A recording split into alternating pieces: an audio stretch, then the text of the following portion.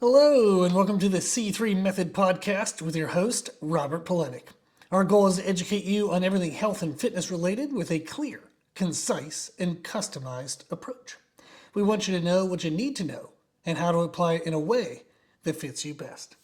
Today's podcast number 2317, and the title is, Are You Delusional? We're going to talk about self-awareness today. Specifically, what I'd like to talk about is self-awareness versus self-deception. I was talking with my wife Meredith the other day, and we were just talking about our nature and human nature in general. And I had an analogy that she thought was kind of interesting in regards to physical fitness and how we approach making changes in our physical health. Oftentimes people think of a nutrition program, a training program, a supplement program. They think of these individual programs. The analogy I used was like, it was like fishermen in a boat, in the sense that people think, okay, the more fishermen I have, the more fish I can catch. Or depending on the strength of the fisherman, do I have a weak fisherman or a strong fisherman? It's usually like who is in the boat is what we're focused on. And what we're not paying attention to is the boat. The boat in this analogy is our self-awareness, our ability to implement these programs. So you have the fisherman in the boat, and then the boat is really holding up everything. It's what's allowing the fishermen to actually do their job. When we think of our nutrition programs or training programs, supplement programs, the kind of workers of what we want to make the change, they only work depending on how well we implement what they ask us to do. So if it's a diet and it's low carbs, but you're eating a ton of carbs, the diet's probably not going to work. If it's a low fat diet, but you eat a lot of fat, obviously the diet's probably not going to work. Same thing with training program. If your training program might be the best program in the world, it asks you to train 4 days a week, but you're routinely struggling to get in 3, maybe 4th every once in a while, you're not going to get the intended results of that program. Same thing with supplements. This happens all the time, as people always ask about supplements. You can give them a great list of supplements and they forget to take them half the time. So that is often what happens, is people focus on the programs, but they're not always focusing on how well they're actually implementing the programs. One of the biggest self-deceptions that I see in clients, and therefore I try to be very diligent and focus on myself. Anytime I ever see a client make a mistake, I guarantee I've made that mistake already first, and I also then kind of double down my awareness on myself and try to check myself as best as I can. I have people in my life who I trust to also check me, Meredith, for example. So these are things that I'm routinely aware of, that I have I have the likelihood to make the same mistake, but I'm really trying really hard not to. And the reason why I say all that is I'm not perfect. So everything I say today is something I guarantee I've done already. It's thankful though that I've done it. I've then gotten to see kind of the consequences of that, and then come out on the other side to now see, okay, when I address that, everything gets better. The biggest one I see in clients is they will say, I'm following the program, but they're not. If you look at nutrition, that's the most common one, is I'm following the diet. It's like, well, when we did our weekly check-ins, we have our targets. For most clients, it's not the same. Every client is different. Every client has their own diet. I write everything from scratch for each person. But a common structure is they'll have calories that they should track per day, or a weekly deficit, which you're going to still need to track every day to get to the weekly deficit. Or they'll be adding, definitely calories. And then they might be adding protein. We might also be adding water, hydration levels, that type of stuff. But let's look at calories and protein. They'll say, I'm following the diet. And I'll say, well, in the last check-in, in this last week, we really only hit our calorie target 4 out of 7 days, and protein was only 3 out of 7. And then if we look at the week before, it might be something similar. Maybe we hit our calories 4 out of 7 and protein 4 out of 7. But in actuality, our adherence isn't as high as it needs to be.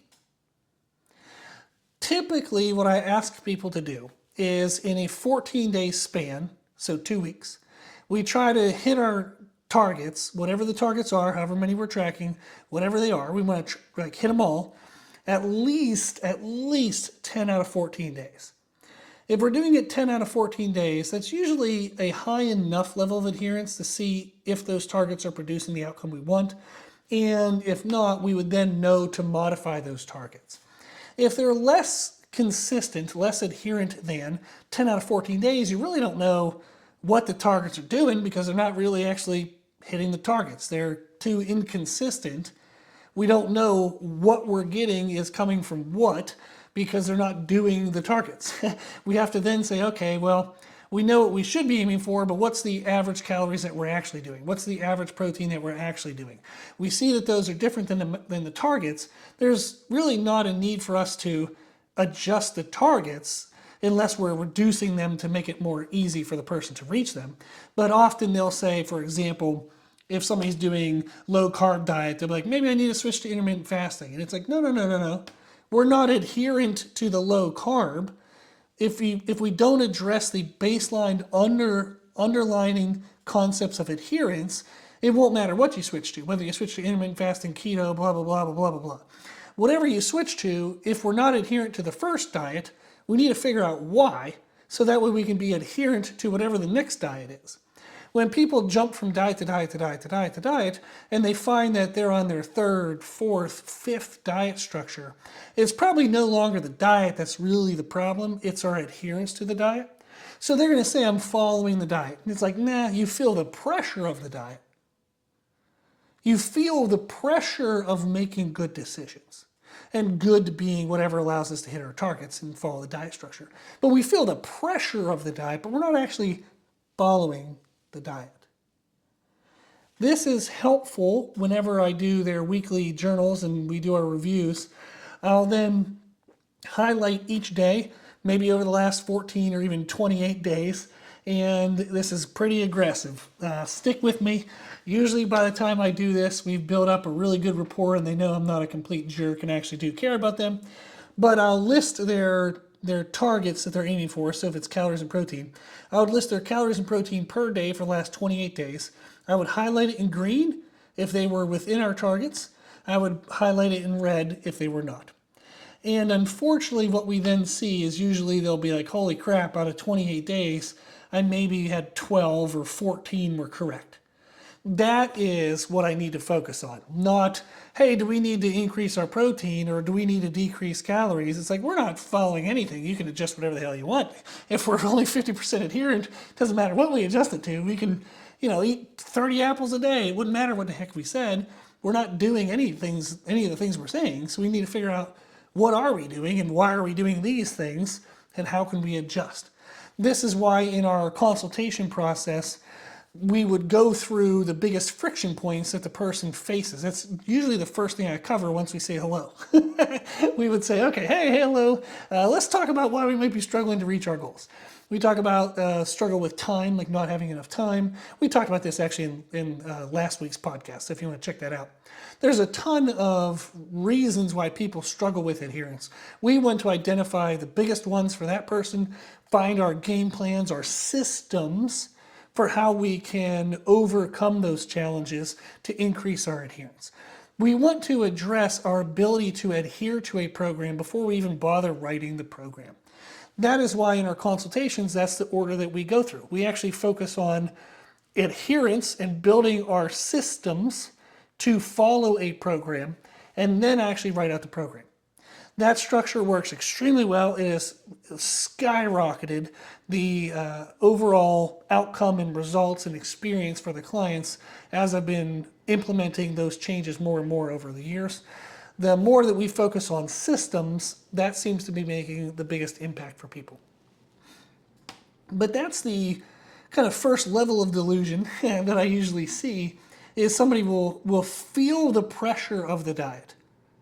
And they believe that's the same as following the diet. So they'll say, I'm following the diet. But when you look at the data, their adherence is less than 10 out of 14 days. So they're not actually following the diet. They feel the pressure of the diet, but they're not actually following it.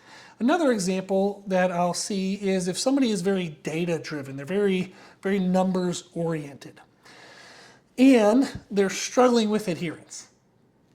What they tend to do is they tend to manipulate the data to be in their favor rather than to allow the data to expose what the issue is. For example, we might have a client where our daily targets are 2,200 to 2,600 calories. And we're like, hey, can we be within this range over the next 14 days? If we look at the 14 days, they were all over the place. There was one day at 1,300 calories, another day at 3,500. They were just everywhere. And when you look at the end of the 14 days, maybe they were only actually within the 2,200 to 2,600 range, maybe half the time, 50% of the time. But in the data that they'll respond with, they'll say, I'll do that like red highlight, green highlight thing. And they'll be like, well, my average was still within 2,200 to 2,600. I'm like, well, I didn't ask you to track averages. We're not tracking averages. We're trying to reduce the extremes down to a lesser window of variance, which is why it was only 2,200 to 2,600, not 1,300 to 3,500. We weren't tracking average, we were tracking a range. So they'll look at the data and say, well, if I change this and I adjust that and I do this, it's still within the parameters you wrote. To which I have to respond is those aren't the parameters I wrote. I didn't write averages. I said, hey, every day try to stay in this range. That is really important, especially considering the example that most people have more body fat than they want from inconsistent eating, not actually from overeating. Meaning they'll have days where they severely undereat, followed by some days where they moderately overeat. What ends up happening is on the day where they're extremely underfed, the body says, holy crap, I had to use a lot of reserves. I had to really freak out and make a lot of changes in order to find the energy that you needed for that day. Then the next day you have a surplus. Even if it's a small surplus, the body says, whoa, this is amazing. Let me save that to replace some of the energy that I had to use on that day that was super extreme deficit. This is actually why our bodies developed the ability to store body fat. That's what body fat is. It is energy protection. So when we had times of being underfed, followed by times of being overfed, where there's a surplus, the body said, wow, let's take some of this surplus. Let's store that in the body somewhere to cover the energy that we need on the days of a deficit, of extreme deficit. So feast or famine kind of thing. Is we might have gone a couple days with very minimal, if any, food. Then we, foraged a big crop or we killed a big animal. We got to eat a whole bunch of food. And the body said, I need to find a way to save the excess on that day to cover the deficits that I have on these other days. And that's what body fat is. So when we inconsistently eat, when we just randomly eat, sometimes we have breakfast, sometimes we don't. Sometimes we have lunch, sometimes we don't. Sometimes we have dinner. Well, actually, pretty much everybody has dinner. So what ends up happening is people have these extreme variances, and that can reinforce why the body has body fat. If we can reduce those variances, we reduce the severity of the deficits, which then reduces the body's desire to store the surpluses, and we're actually reducing the surpluses. By asking somebody to stay in a range, that allows us to reduce the extremes of the deficits and surpluses. It actually allows us to control and make sure there are no surpluses. So when somebody returns the data and says, hey, yeah, you wrote that I was outside of the numbers 50% of the time, but my average is still correct. Sure, that could be true, but we're not tracking averages because we're trying to reduce extremes. The average can still be within that range, but it would still have all the extremes that we're trying to address. So when somebody tries to manipulate the data to support the outcome, the result that they want, that is a form of delusion compared to just letting the data show what we need. Data helps us if we let it. If we don't manipulate the data to get the outcome we want, we just use the data to get the outcome it gives. That shows us where we need to improve. That's the benefit of data, is it helps expose our weaknesses. We actually want to find our weaknesses. We want to be aggressive about pursuing our weaknesses. If I can find a weakness, I have found a way to improve. If I have weaknesses, if I try to hide them, they're still there. If I allow myself to see them, be challenged by them, to fight to overcome them, that's how I become successful. That's how I become closer to my goals. I'm not a failure if I see a weakness and I'm trying to think how to word this properly, is people will see a weakness. They'll kind of sort of know it's there, but they hide it, right? They try to hide from it because they don't want to feel like a failure. The weakness is there. You've failed. You're failing at that thing. If you're hiding from it, you're just making it worse. It's not going to magically get better because you're not looking at it. So I understand why human nature is to do that. We don't want to have to confront it. We don't want to have to accept it. However, if we don't accept it, if we don't confront it, we're never going to get on the other side of it. We do not want to hide from our weaknesses. We don't want to look the other way. We don't want to bury them in all this weird data manipulation. You want to pursue your weaknesses. You want to rip them open, find them, expose them. I mean, be aggressive about finding your weaknesses, because then you can address them and you can get on the other side of them, and that allows you to make the change and reach the levels of success that you're looking for. Another way that people will have delusion is clients will track their main meals, but they don't track their snacks. They'll graze on a few things here or there. An example could be, a parent. They have their own meals, but then they cook food for the kids. But the food on the kid's plate has a little extra piece of a chicken nugget or a fish stick on it. So you just have a bite or two. A little bit of extra macaroni and cheese. You have a bite or two. You can say, well, there was a candy dish around at work or at home, and I had my big meal, but it was just a Hershey's Kiss or two. It was just a snack size candy or two. Oh, it was just one soda. I'm not going to track that. That is a form of delusion. If something has calories, we do need to be tracking it. It might not be a main meal, might not be breakfast or lunch or dinner or meal 1, 2, 3, 4, however your day is structured. If it's not a big meal, you might lie to yourself and say, well, that doesn't count. I'm not going to track that. Oh, it's just a handful of this, a handful of that. Oh, just a little piece of this, a little piece of that. I do have clients who have at times tracked their main meals. They'll take the time to actually track the big meals, but they don't track the snacks. And that's, again, a form of delusion, because you're trying to protect yourself from seeing that. Well, if I don't track it, I don't have to see how many calories I actually really did end up eating. I don't have to feel like a failure because I missed my calorie window. If I only track the main meals, and maybe my goal was 2,800 calories, I had to stay under that, and my main meals ended up being 2,700. I'll be like, oh man, I was successful in my main meals.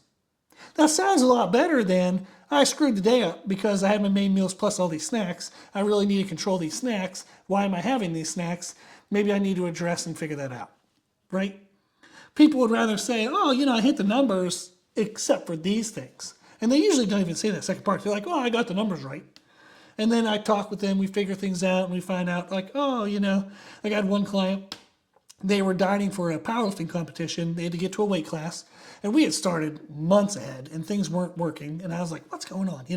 For a little bit of insight, I don't control food. I don't get to make the rules. I know what the rules are and how to manipulate them in certain situations, but I don't get to make them. So if a client is stalling and we have all these things in place that should not have stalling, we're going to start to have to ask questions. We're going to have to start to figure out what's going on. I've had people send me photos of their meals, and we find out oh, okay, the portion sizes were off. We were measuring that incorrectly. Or I had one client one time thought that clear soda had no calories, so they thought if you could see through the soda, like Sprite and 7-Up, it didn't have calories. That was crazy. But we had to sort that out. For this client, she was dieting for a powerlifting meet, and she's like, well, I'm following the diet. And I was like, well, there's got to be something's off. We got to figure this out. We got to figure out what's wrong, because there's something disconnected between what the diet is saying versus what's actually going in our face, because we're not seeing the changes that we want, and we definitely should be seeing the changes that we want. So we started talking, a little bit of, discussions here or there, and it was through one training session, a whole training session, took a whole hour, and about 40 minutes in, she was sweating profusely, and I was like, man, you're dumping a lot of water. Like, what's going on? Like, are you okay? And she's like, yeah. And I was like, well, did you have like the typical foods that we should have? And she said, yes. And I was like, nah, we couldn't have. I know the food that she had coming into this, and it shouldn't have been a high amount of carbs, which then means that she wouldn't have had a large amount of water to be sweating out as we were breaking down tissue and using energy. So somebody's sweat rate can actually tell me what they were eating. So I was poking around a little bit. I said, did you have anything above our normal meal? She said, well, I do sometimes struggle with energy. And I said, oh, that's kind of unfortunately common. If we're dieting, we're going to be in a little bit of a deficit. Have you done a pre-workout or any kind of caffeine? She goes, well, I've been using caffeine. And I said, well, what kind of caffeine? She said, well, I have a soda before our workout. And she said it with her eyes down. She was looking at the floor. And I was like, oh, okay. I was like, hold on here. I said, you do know that soda has calories? She's like, yeah, but I can't work out if I don't have the soda. Like, I really need the energy. And I said, well, we'll come back to that. Let's table that for a second. I promise we'll come back to that. But when we said we're following the diet didn't include having soda before the workouts. She's like, well, I only had the soda today. I'm like, well, what the hell? What are we doing on the other days? What do you mean by only the soda? Like, what is not the only today? And we found out that she was having some pieces of like a chocolate bar that she really liked, plus a soda. She was having that before her workouts at home. And that was only shown by me seeing her sweat rate and seeing that the sweat rate was off. And it's like, dang it, anyhow, like I'm bummed for us because we had this goal. We had started this diet so far ahead of time, so we would have been able to reduce the calorie deficit leading into the meet so she'd had better energy. Now we have to have more of a calorie deficit going right into the meet to actually make our weight. So it was a big bummer. And I understood that she was struggling with energy. But what I was bummed about was she didn't talk to me, she didn't tell me, we didn't get to discuss it, we didn't get to talk about all the other options there were. So we did eventually talk about that after that session. She found some other options, we ended up making weight for the meet, and she did fine. She hit her goals. But it was like, dang, that could have been a much better experience for you if we would have done it the right way. And that would be if we weren't delusional, if we weren't lying to ourselves and saying, well, I'm following the diet, but it's not working. No, you weren't. The diet didn't include pieces of chocolate bar and soda before every workout. So that is something that I see clients do is they'll track their big meals, but they don't track the grazing, the little snacks. And those little snacks do add up. One of the most, this is a goofy way of saying it, but one of the most best ways to see this is if you ever measure out peanut butter. Oh my gosh, you're going to be depressed. If you ever measure out like a nut butter, like almond butter, cashew nut butter, peanut butter, you're going to be incredibly depressed about how much you actually should get versus what you can fit on a spoon. That's usually where people will make mistakes is in fat content based foods. There's like more calories per gram, like per volume in fats than there are in carbs and proteins. So people will get tricked up or tripped up with fat-based foods often is if they're not very meticulous about measuring those, they can get a high amount of calorie swing even with small variances in volume. So it's really important that if we're going to track anything, we track everything. If you're going to track your main meals, we also got to track those little snacks and the little grazing moments in between those main meals. Then the last thing I want to talk about is the concept of lipstick on a pig. And this would be misdirection. Where this comes up is people will be struggling with adherence. They're not following the diet according to like the calories and protein. And I'll get a question like, hey, do you think I should be having brown rice or quinoa? I'm like, it doesn't matter at all. Unless there's a digestive difference, taste preference, but really, I mean, those are pretty interchangeable. Like, well, I switched to quinoa and I've noticed like my weight hasn't really like dropped. I'm like, well, why would it? Like, it didn't change the calories, it didn't change the protein. Of course, not protein because it's rice. But I'll start poking around. I'm like, well, why did you think switching from brown rice to quinoa would have caused greater fat loss? Well, I read this article and I'm like, oh man, I didn't write that article, so it's like, dang it anyhow. And it's then like, well, if you had an article about it, why didn't you ask me questions? Why didn't we discuss that? And that would have been really nice if we would have discussed it, because I could have saved them the time of switching from brown rice to quinoa and realizing that that wasn't going to make the change that they thought it was going to. But they'll start asking about specifics. And it would be something like, brown rice versus quinoa. But then when you look at their macros, their calories and protein, they're not even adhering to their calories, say 50, 60% of the time. So switching a nuanced detail, such as the type of carbohydrate, really isn't going to matter if our calories and our bigger picture targets aren't in place. So maybe their protein is super low. They're supposed to be getting 160 grams a day. They're barely getting 100. And they're making a change then like, oh, what do you know? Should I be having like these muffins in the morning? I saw there was this like whole wheat muffin or multigrain muffin. Should I be having that instead of a white bread muffin? And I'm like, at this point, I don't care. Doesn't matter. Is there a protein-based muffin? Like, how do we get our protein up? That's the thing. We need to pay attention to the bigger picture components before we get lost in the minutia, the small details.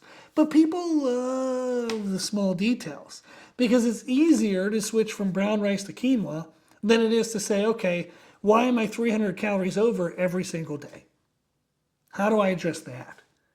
That's a harder challenge. That's a harder change. That's what I'm here for, is when people talk to me, we make these changes. And even when we have plans in place, it's still really freaking hard. Sometimes we just make poor choices. And we're going to work our way against that.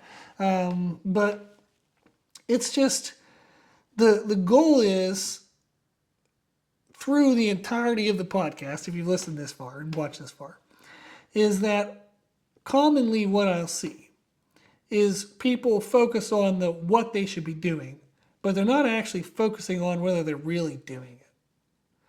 They want to know how to refine the program, but they're not working on refining how they're implementing the program. So same thing with that boat analogy. We have fishermen in a boat. It doesn't matter how many fishermen you have. Doesn't matter how their skill. Maybe they're an expert versus a newbie. None of that matters if you're standing on a plank versus a nice big fishing boat.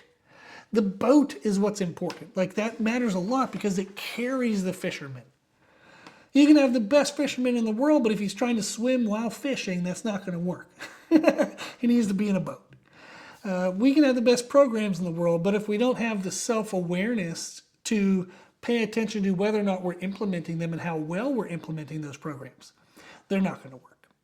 So that would be the focus of this podcast, is I'd really encourage you to challenge your self-awareness. And one of the ways we can do that is to track what we're doing every day. If it is nutrition, you would track your calories if that's one of your metrics. No matter what you're doing for nutrition, you probably have something you should be tracking. So track that. If it's training, are you tracking the frequency of your workouts? Are you tracking how much weight you're using on certain movements, like the bigger or larger movements? Tracking your rep count? And then are you pushing yourself to make progress in some way every single time you repeat that workout? Are you improving your kind of mind-muscle connection, your technique quality? If those things seem to be on point, are you then progressing your weight load or progressing your reps that you're performing? How are we, every time we repeat that workout, pushing that stimulus further ahead? How are we making that workout hard? How are we making it as hard as we can possibly do safely every single time we go into the gym? That's going to push our body to make the adaptations that we want from the training. Just like in nutrition, we have to be following the diet to push the body to make the adaptations that we want. And supplements, they only work if you take them. So you do need to track that if you're struggling with adherence to taking your supplements. Try to track how many days you take them. Maybe switch around when you take them. Pair them with another habit. Every time you brush your teeth, you would take your supplements. Every time you have your first meal, take your supplements. Every time you pee for the first time of the day, take your supplements. Whatever it is, just pair it with something that you're going to be doing every day, no matter what. So you're just like habit stacking is the term. You want to pair something that you're struggling to be consistent with something that you're super consistent with. And then that way it's a kind of a reminder or a trigger to do that other habit that you've been struggling with. But that's our goal, is if we want to make progress, we need to pay attention to how well we are implementing the programs that we have in mind. And that is helped by creating a system. That's why we cover that in our consultations. The first thing we talk about is what are our struggles? What are our challenges? How can we work to overcome that? If you struggle with time, if you struggle with money, if you struggle with whatever the heck it is, information overload, information underload, whatever it might be, we're going to cover that in our consultation. So if you would like help, you can sign up for a consultation through our website, www.c3method.com. The 3 is spelled out, T-H-R-E-E, so it's C-T-H-R-E-E method.com. You can also reach out on whatever platform you're watching or listening to this on. We're also on Instagram, YouTube, wherever you can find us, you'll find us. The website's a pretty good one. And then you can also send an email, c3method@gmail.com. That works as well. If you need any help, I hope you reach out. If you're struggling to reach your goals, I would first pay attention to how well you're implementing whatever you're currently trying to do. Get your implementation, get your adherence to 10 out of 14 percentage, whatever the heck that percentage is. I think it's like 70-something percent. So if you can adhere to whatever you're supposed to be doing, say 75 to 80% of the time, you're probably doing okay enough then to really then analyze, am I having the right approach? But no approach will really create the result you want if you're under that amount of adherence. Cool? Okay, if you need anything, please reach out. I hope this was helpful. If you find the podcast helpful, please share it with people. Just mention it to people, share it on social media platforms, whatever you do. Just help us reach more people so we can help more people. Okay, that's it. Thank you for watching and thank you for listening.